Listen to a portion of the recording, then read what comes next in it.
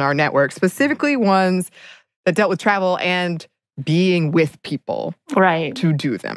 Right. And that includes a podcast that you were on, Samantha. Yes.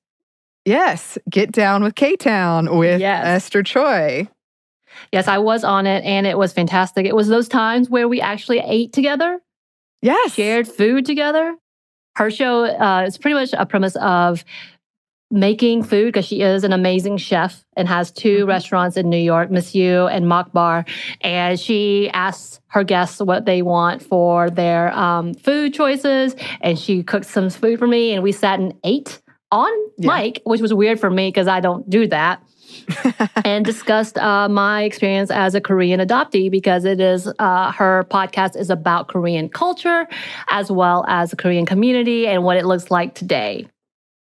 Yes, and I was very, very jealous because you arrived at the office with her and with food, and it smelled amazing. But we interviewed Esther on this show, and because of the timing, we did this, I think, in early March. Yeah. That's how long ago we did this interview. And it's only just now coming out because her show was delayed and it was delayed again. And we were trying to figure out what's going to happen with this pandemic. How long is it going to last? But it is out now. Your episode is out now, and you listeners should go check it out if you haven't already. And we thought we would finally, we get to share this interview with you. Yes. It was such a fun interview. We got to talk about kimchi-fying things. It's just a fun interview.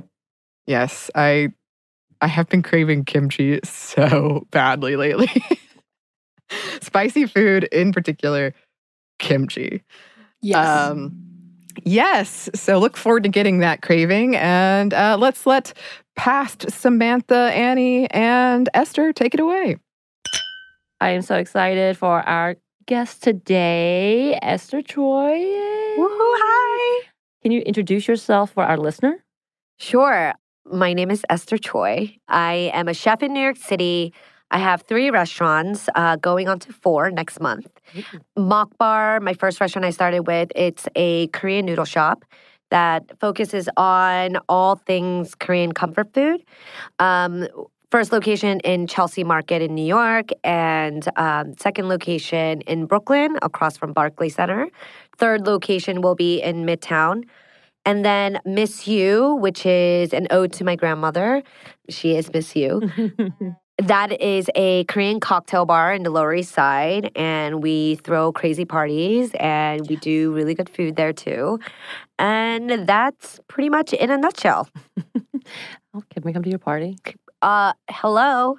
I'm waiting. All right, sweet. I'm going to a party. You're in invited. New York. Yes. Do we have to dress cool? Because I don't do that. You can dress cool. however the you want. I was like, you dress super cute and cool. I'm like, this is Monday. Stop dressing cute. That's not how this works. I'm wearing my traditional parka inside the studio. Yes, like it's 15 degrees. Yeah. In most of the pictures you see her in the office, she looks like she's just came out of a blizzard.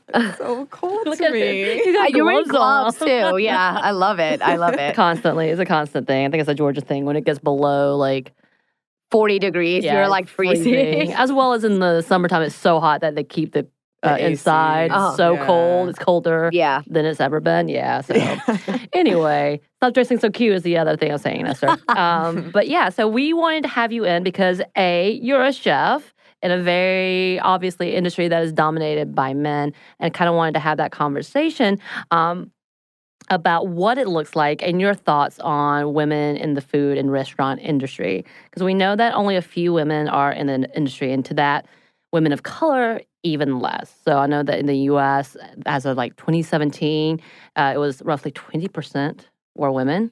And according to that stat, about 4% identified as Black, 3% as Latina, and 2% as Asian American women. Can I just say something? Where do these stats come from? Because wherever I look, I see plenty of female cooks and chefs in the kitchen. That's a good question, because I would think that would be more representative, but I wonder if it has a lot to do with who is actually classified as chefs. So yeah, if you're talking about chefs in higher earning positions that is dominated by men, but women dominate by far lower earning income positions when it comes to the food industry. So it's confusing because, yes, in media and however it's identified or kind of even portrayed, it seems very male-dominated white. Right. Right? Mm-hmm. But if you actually look in real kitchens, so many ethnicities, obviously. Predominantly all ethnic people. Right. And a lot of them women. Right. So, I mean, it depends, right? Right. Yeah, are we talking like high-end cuisine? Yeah. But as an industry as a whole, I would say, like, that's bullshit. Right. Like, those stats, like, I always hear these stats, and I'm like, well, I don't know about that. Right. And I think this, again, has to do with the chef, like, title in itself, and then ownership, and, again, marketing and making the money. Like, it is confusing. It is confusing because, yes, if you look at the food industry as, like, a professional, like, in your Chef Whites or, like, in a high-end kitchen, yes, like, not many women in those types of kitchens. And that's the question, is why do you think that is? Why do you think, even though it's predominantly ran by women of color or women, people of color, why is it that in this higher earning level that gets all the recognition, it seems to be mainly white men? You know what? I don't know that. Maybe because the industry has changed in the past however many years, and it's become sort of this how would I like to say it's sort of become romanticized, like the whole concept of being a chef.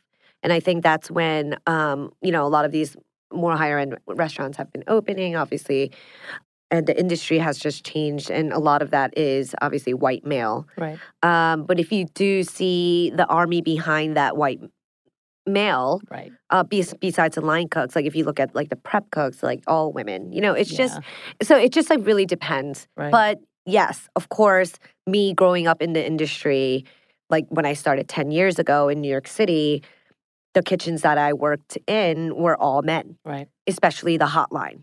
Like all the pastry or prep cooks, all women. Right. But hotline, no women at all. Like I was always the only female line cook. Right. And so you've seen that change as of recently. Sort of. But like I said, it just gets like very confusing because, of course, in regular, like more like QSR, fast casual restaurants, it's a lot more mixed, which is like kind of like, I don't want to say low end, but not as like high end type of restaurants. It's that level. Yeah, the level. So I think it just really depends. It really depends. But if I speak to a lot of like these other female chefs all the time, and we're like, well, there's women everywhere in the kitchens. Right. It's just not really shown, or like you don't see it quite as often, or women that are being leaders. Right. That's a different thing as a leader. Right. Not many females. Do you feel like within the industry and as leadership that the people are recognized and given the respect? The women are given the respect? Now more than before. But always there is this weird thing. It's like female chef. Now, definitely, I think people are being more respectful. And obviously, with feminism on the rise, with the Me Too movement, no, you can't like really say about women like that anymore, or like that we're not good enough or whatever. But in actuality, like training in these like very intensive kitchens, you got that all the time. Like getting hollered at or this kind of underlying weird abuse from not only higher ups, but like your peers. Without them knowing what they're doing. It's just what it was. The lingo, the kitchen lingo, it's just always kind of sexist or... Yeah. Well, also, while we're going to move off, we know that you awarded the Women's Entrepreneurial Leadership Award through Audi in 2018, right? Yes. James Beard Foundation. Yes. Shout out to them. They're amazing. Yes, that column was awesome. I read that. Can you give advice to those who are trying to expand or grow their dreams in businesses, and why you think fellowships or programs like these are so important for equal footing and recognition for all of the people who may have some talent that just hasn't gotten the opportunity? So when I applied for this program, it was their second year of doing the program. And now James Beard Foundation is really focusing a lot of their energy on women entrepreneurship. for me to apply to a program like that, for me, I never had leadership training ever or entrepreneurship training. Like I was a cook. Like I'm a cook. I'm a chef. Like having my own business, yes, that's always been in the pipeline and my dream, but there was no training around it. So my initial thing was, of course, I want to apply for some sort of leadership program. And if it's female-driven and a program focused on women entrepreneurs, I was obviously very intrigued by that too, because that's me, you know? And a lot of the other leaders that I do meet are all men. Yeah. So for women to get together and talk about a lot of these different leadership skills, because everyone leads in a different way. And I think that your sex has a lot to do with it, like whether you being a male or a female. Even the way people look at you or portray you, like that type of thing is, a hot topic for women who are trying to be leaders. And that's a lot of the things that we covered in the program. And it was 21 women from a different state. Every woman was from a different state. And we all came together and just essentially like became friends. And just like we all have our own organizations and we all just came together and like would talk about these topics that you never really get to discuss with anyone else. So that was really special. And I think just taking that step of like even applying and seeing what's out there, because there are a lot of these programs that you can join. And for me, it's about initiative. Like you got to take that step to do it. Like there's no like, oh, I want to. No, just do it. Right. Like for me to apply for this program, I already had 3 businesses and it doesn't matter where you are. Everyone still can learn all the time, right? And yeah, so it was life-changing for me and it built like a community that I never had before. Right. And I still talk to these women all the time. Like we're all friends and it's great. It's amazing. That's amazing. It creates opportunity, and that's the biggest thing. Like if you don't take that initiative to do it, even if you don't get accepted, then try again. Right. Different program. There's thousands of programs out there. Right. You miss 100% of the shots you don't take. Exactly. Right? Yes, exactly. It's about just trying. It's a law of numbers in the end, right? It's true. Right. We do have some more of our conversation with you, but first we have a quick break for a word from our sponsor.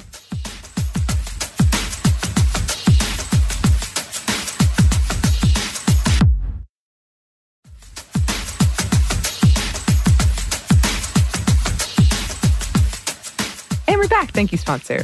Let's get back into the interview. Well, you said Mrs. Hughes based on your grandmother, inspired by your grandmother. Can you talk a little bit more about that and maybe some kind of inspirations you had from women in your life that led you to where you are? Yeah. The women in my life were always very strong figures. And I think it's the Korean culture. Like women have this very powerful and strong identity and voice in our culture, even though it's still like a very male-dominated thing. And, Korea still struggles with that. But if you really look at every household, it's always like the moms, the grandmas that are really running the board, right? And that was it for my family too. My grandma was the caretaker of the family. My mom and my dad were, obviously, they had small businesses. We were immigrants. They worked like 24/7. But if I think about like how I was raised, it was by my grandma and my mom.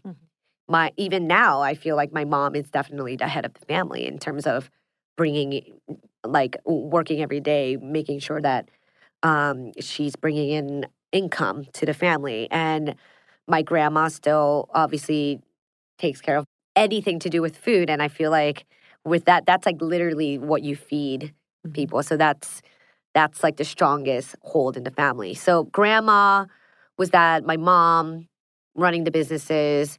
The men in my family, like my dad and my grandpa, very quiet because probably they were like, my mom and my grandma has such a strong personality. So that's kind of how I grew up. And I just took on that identity of like being that like strong female force. Yeah, Pretty much. Yeah. And my grandma, she's like this amazing cook. She definitely inspired me to be a chef. Yeah. Just being around food all the time. And most kids would like go out and play. My siblings are not like me at all. They're like, they would, go outside, play and do whatever. But I was always at home with grandma, like following her around the kitchen everywhere. Mm-hmm. It was like built in. Mm-hmm. And I definitely take her identity on like completely. I'm like just like her. Yeah. That's amazing. So what is your favorite food? What is my favorite food? What it is that you have to have that your grandma makes for you that you would like want to replicate every time? I mean, this sounds very kind of typical, but it's kimchi. Yeah. I mean, let's be real. It's kimchi. I think this was like, I like kimchi a lot. Like, it's not just a lot. Like, I have an obsession with kimchi and like I had this whole crazy phase of like fermentation. And I still do. Like, if you go into my kitchens, we have at least 30 different types of kimchi fermenting in our walk-in.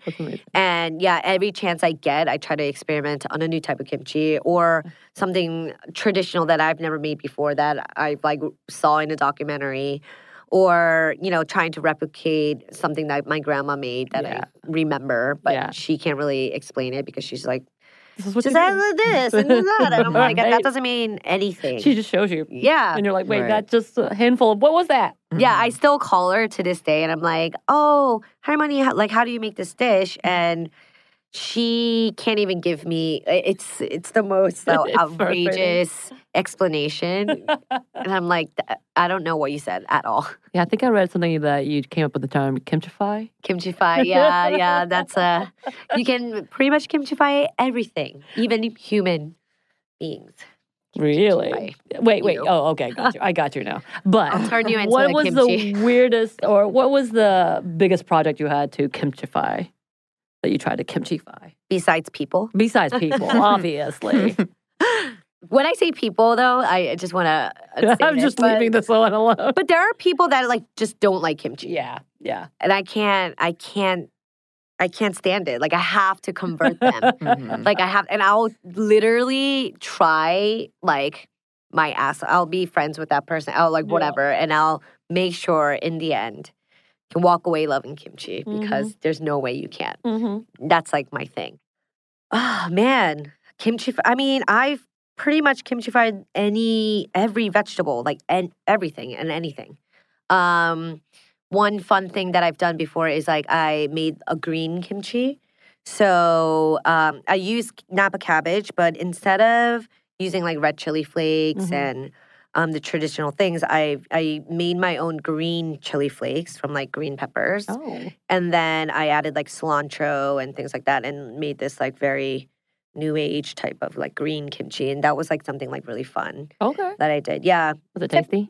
Oh, so good. So it's different, Now I'm going to be craving kimchi. Well, that's every day. It's every day. It's a true thing. She is on a food show called Savor, and she did a whole episode on kimchi. And she calls me. She's like, "Where did you say has the best kimchi?" Like, where is that kimchi you were talking about? I need to know now. Please tell me that you've tried making your own kimchi. I have never tried making my own. Okay, so that's a new project for you. She does this. She just gave me a project. She's like, "You're going to cook this." I'm like, "Okay. All right." I like projects. So now you got to make it kimchi. I mean, we talked about how to make it I know how to do it. But now you have to actually do it. Yes. Homework. Yes. That is the obstacle. You got to send her a batch so she knows what yours tastes like. And then oh my God, yes. I'm going to mail you guys kimchi. Ooh. That would be the best thing in the world as long as it doesn't like go everywhere. But I know that you have a podcast on our network. We're super excited. I was just on there. I got to eat food. I'm the happiest person alive right now because I'm full of good Korean food, which is called what? Get Down with K-Town. Which I love. Nice. Are you going to have some like K-pop in the background at any point? Oh, hell yeah. Yes. Gotta. Yes. Okay. You know, it's all about the K-pop now. I mean, It's like in every Twitter feed, like anybody's response, there's just like a GIF of a K-pop thing. And you're like, that doesn't incredible. make sense. Okay, cool. We came a long way. Hey, look, I listen to K-pop. And then you and I were talking about the fact that you had a documentary called Her Name is Chef. Can you kind of talk about that? Yes, it's incredible, and I can't believe it's not released yet. But basically, 5 female chefs in New York City, and just telling their story of being a female chef in New York. And all of us have our own restaurants, so we're entrepreneurs as well. And it was basically a storyline documentary about how I became a chef. And each episode highlights, a different female chef. Yeah, but this is a thing that I was talking about. Like, we all talk about, what's it like being a female chef? But I think a lot of us never thought of it like that. We just thought, we're chefs. Right. We're chefs, we do food. And then this whole thing came about where, what's it like to be a female chef? And I never thought of myself as like, I'm a female, chef. Right. I always just thought like, I'm a chef in the kitchen, trying to be a chef. I'm a cook. I'm a cook in the end. But yeah, of course, a lot of these issues come. And I've never really even thought about it, actually. Like, even being like a female entrepreneur or anything like that. I just did my best of my abilities to use what I had to be whoever I needed to be. Right. And whether that be I've never thought of myself as less because I couldn't hold a huge pot of oil. Yes, I can carry that thing. Right. But guess what? I'm going to use my charm and ask the fucking line cook next to me to carry that for me because I can't carry it, obviously. Right. So for me to maneuver around the kitchen, especially as someone that's 100 pounds and 5'2", right. Guess what? There's a lot of things that I can't do physically. Yeah. But you have to know what skills you have to maneuver around the kitchen. Right? And that's what I did. And I realized that very, very early on. I'm like, well, obviously, I'm not going to be able to work 16 hours, 7 days a week like these guys do. Right. There's just no way. I know it was not sustainable for me because I would literally come home dying after a 12-hour shift. My arm, I couldn't even move my body. It was like that. Wow. So I had to quickly figure out how do I get up in this industry? Right. And how do I stand out? But I never really had to think how do I stand up as a female? Right. It's just, I guess, it's just who I was anyway. Obviously, I'm a female, but I never had to think about it like that. Right. I just did. Yeah. Right. And then later on, after I did, that's when all the topics came up. And now I had to think about, how did I do that as a girl? Right. Right. But I guess for me, I never really thought of it like that. It's just how do I do? Not how do I do as a girl. Right. Yeah. I mean, essentially, I think that's everything. When you realize you're doing things and everybody's like, well, now that you did this as female, you're like, wait, what? I have to. Oh, I'm a female? Oh. And then you look back on it realizing, oh, these were the obstacles that happened because I was female. But I didn't realize because it's so inundated in our everyday lives that it is obvious you are of this. And so growing up with those obstacles, you don't know any different. So why would you notice it? And then when you start thinking on the, exactly. It was like that for me. And especially when I talk about being sexually harassed in the kitchen, which happened every fucking day in the kitchens, especially being the only female line cook. Yeah. It just felt normal. Right. Which is horrible if you think about it. And a lot of women couldn't take it. A lot of females don't take it. They just leave. They just don't even deal with it. They're like, bye. Yeah. I'm not doing this. Yeah. For me, I was just I would just have to shut it out or figure out a way to throw it back at him. Right. Or just grow that thick skin where it didn't bother me. Right. And it eventually, it didn't because I was just so used to it. I was going to say, so you cope. Is that crazy? Yeah. No, that's absolutely, I think, again, we talk about trauma and we talk about the different things as when you grow up not realizing, oh, you just went through a really traumatic experience. You don't understand. Wait, from the outside, it's like, oh, hell, you went through that? And you're like, yeah. Oh, yeah. Yeah. I guess it's like that. I never really think about it like that, too. It's kind of that whole, what it was. This is what I expected. And unfortunately, we shouldn't have to, but you do. And then you grow from it and you just move on, not thinking of, everything else. It's kind of like Sharon Stone's comment when everything was going down with Me Too era in the interview when he was like, have you ever been, sexually harassed? She started dying laughing. Like, yeah, you know how long I've been in this industry? Yeah. Right? Kind of that level. But the recognition is understanding, again, that why did this have to why is this so inundated as a norm, and it shouldn't have to be? Now, for those who can't deal with it, yeah, that's definitely a thing. I think there's a lot of us we talk about. I've been told with the trauma that I've experienced as well as the things that I've seen, people are like, don't say this to so-and-so. She can't handle it. Could you imagine, if something happened to her? And my immediate reaction is to be like, who do you think could actually handle this? Like, if they chose on their own and before the thing that happened would never say, yeah, man, give me that obstacle. Let me have this experience because I can definitely handle it. You never realize what you can and can't handle until after it's done. After it's happened. And then after that, it's like, if it's normalized, you don't even realize it's as negative until you start going back on it like, oh, yeah, that could have been worse. And that shouldn't have had to happen. And I shouldn't have had to do that. But okay. But I accepted it, I moved on, and I'm not gonna ruminate on that and move on, which is an awesome skill, hopefully, that a lot of trauma victims have to, not hopefully, but oftentimes have to do anyway. But normalization, you just don't understand until after the fact, It's what you go through right. that kind of builds who you are, right? So for me, I guess the reason why I'm so blunt and I just say whatever without thinking of people's feelings. I've been told I was insensitive probably a million times, but not because I want to be insensitive. It's just what the shit I had to go through to get to where I'm at. I just have this personality now that I can't. I'm just I just say whatever, and I'm very blunt, and it's what I had to deal with. Yeah. Getting through this industry. So it was built, I guess. Right. And it's often you do see that portrayed a lot. A lot of women come out saying, yeah, deal with it. Grow up, move I guess, on. yeah. And then realizing that's what they did. It's not that I'm trying to be insensitive. I have this personality of just, I guess, dealing with it because that's what I had to do. Well, that's also very Korean too. I know.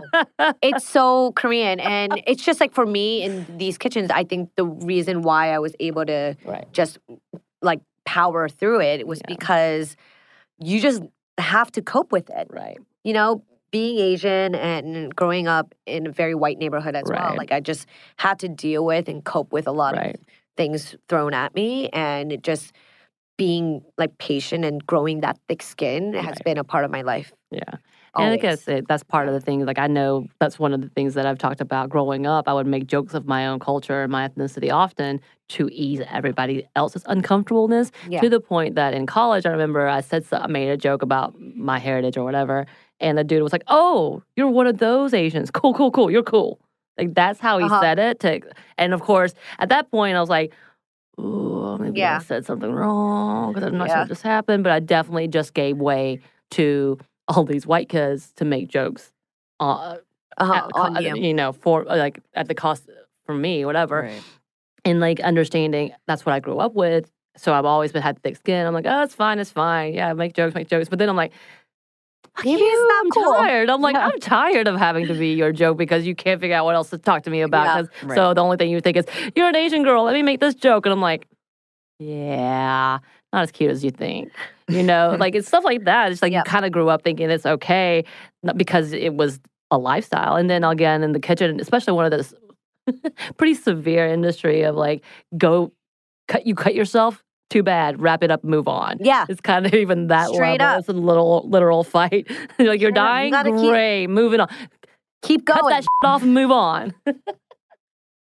We do have a little bit more for you listeners, but first, we have one more quick break for a word from our sponsor.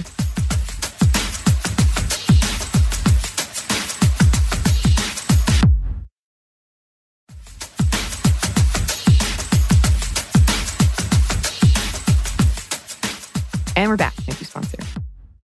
You were talking about your fellowship. You had a great support of women. How important is that, especially again in the industry, that for so many times you just want to be a chef, but have to cope with the fact that people continually have to classify you as this type of chef, this whatever. Right? That kind of drives me crazy. The award, best female chef.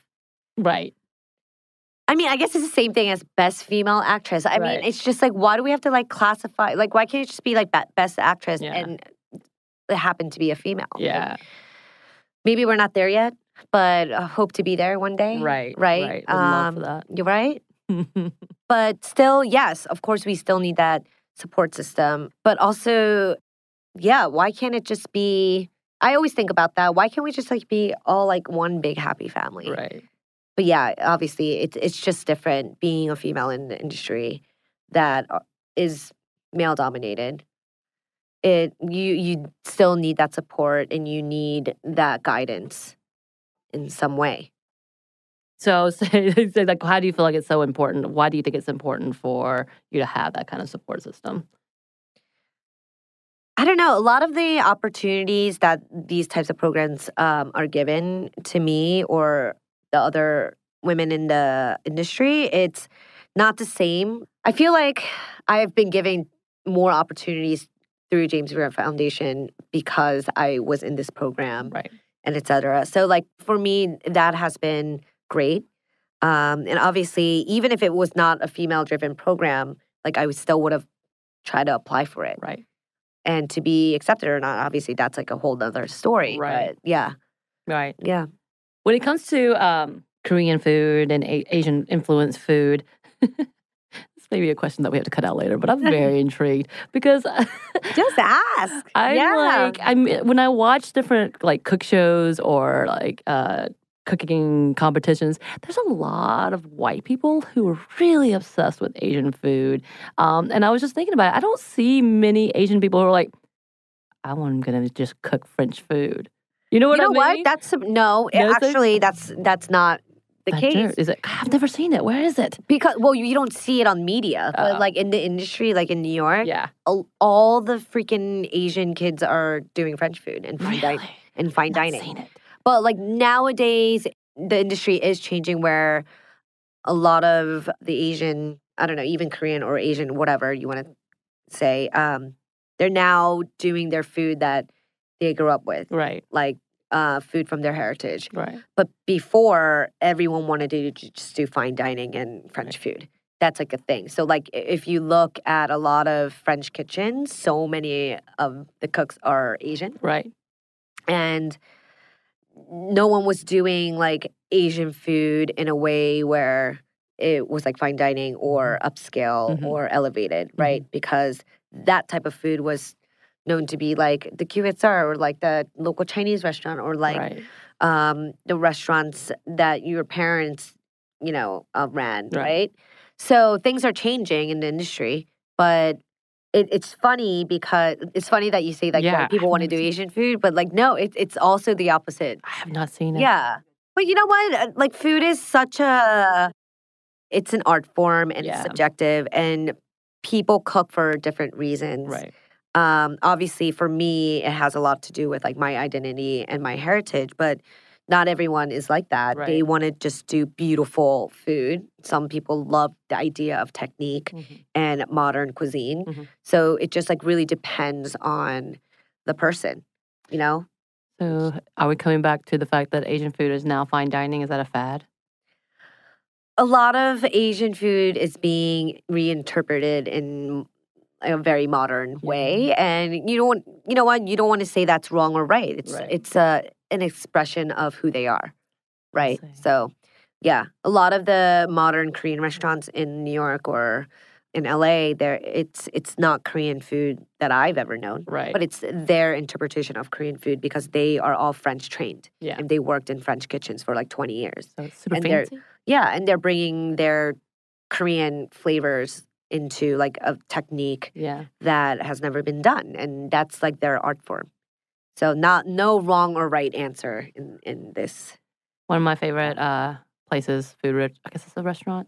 Yeah, it's a restaurant. It's Heirloom Barbecue, which is a Korean. I've heard. Woman Is it amazing? White, oh my so God. good. Is it so good?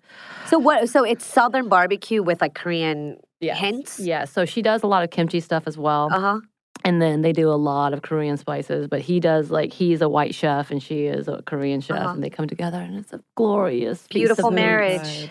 But So it's almost OTP. It is Which in OTP, Atlanta essentially. is very. What's OTP? It's 30 minutes outside of here. What? It's outside 30 the minutes to get perimeter. there. What is that? That is very Atlanta. That's lingo. very, very Atlanta Okay. specific. But it's so You know, good. it's my first time in Atlanta, right? Oh. So, yeah, my second So you came day. yesterday, and all you've done is go to the hotel and cook at the friend's place? Is Yeah. that it? Yeah, makes me so basically, in a sad. nutshell. Yeah, but, we're in Pond City Market. Right. Yes. Right. Which is modeled after Chelsea Market. Yes, So- same developers. Yes. So I knew about this market like way before because my restaurant's in Chelsea Market. Right. Yeah, So, of course. I've always if I ever open a restaurant in gonna be Atlanta, here. it's going to be in Pond City Market. Yes, please. Oh, yeah. Yes, please. More options Yes, for us. We need more food. Yes. So when do you actually leave? I leave Wednesday morning. So Are you going to do some things? I'm really not going to be able to because I have more interviews and I have to cook for all my guests. And it's been been a very crazy. Did you mean to sign up for like that? I mean, all of that was my idea. And, being a chef and everything, it's You're just I'll cook I for can't you. help myself. Yeah. It's like a gateway into your heart. true. So That is, I Yeah. agree with Right. that. I automatically Start said with yes the- when I was told I was going to get cooked Yeah, food. see? So, I it got her worked. on my It show, worked. right? Right? I was going to ask, so we talked about your grandma's food. What is your all-time comfort food? If you're having a bad day and you just need something that's just homey, what is your all-time, other than kimchi? It's a form of kimchi, of course. It's kimchi jjigae, which is a kimchi stew. Yes. And I love anything brothy. I need soup all the time. Every single meal. You're I need speaking to a her soup. language. Yeah, because you're cold all the time. That's basic. That's like me. I'm literally cold all the time, right?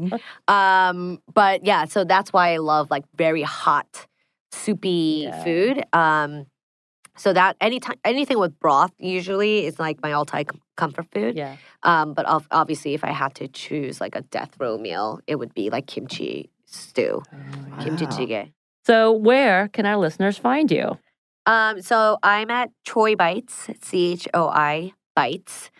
That's my personal Instagram. And then my restaurant is Mokbar, MOKBAR_NYC, and missyou.ms.YOO. So this brings us to the end of our interview with Esther Choi. We hope you enjoyed it. I'm glad we finally got to share it. It's been on our calendar since March and we kept having to move it. Right. Man, it's so funny to listen back on some of the things we talked about. I'm like, oh, Yes. look, we were didn't actually know. sitting next to each other within 6 feet. We could see each other. There wasn't an internet delay that made things slightly awkward. Any awkwardness was all on our own. Yeah, and it is odd. I don't know if anyone else experiences this, but anything from pre-pandemic and lockdown feels almost like a relic to me. Mm-hmm. I've uncovered some ancient fossil of, remember Right. Anney? It feels like a whole different time. You're that was a whole generation difference, right? Yeah, I was a different person then. I still put on different clothes. I still did my hair and makeup. Wow. Right. I think we talked about her, how cute she looks, and she's so dressed up. And then we were like, oh. I was in my parka. I actually specifically remember being in my heavy, puffy jacket that's terrible for recording because it rustles every time you move. But I was cold. Yeah, so go subscribe to her podcast. Check out Samantha's episode and all the episodes. You can do that wherever podcasts are found.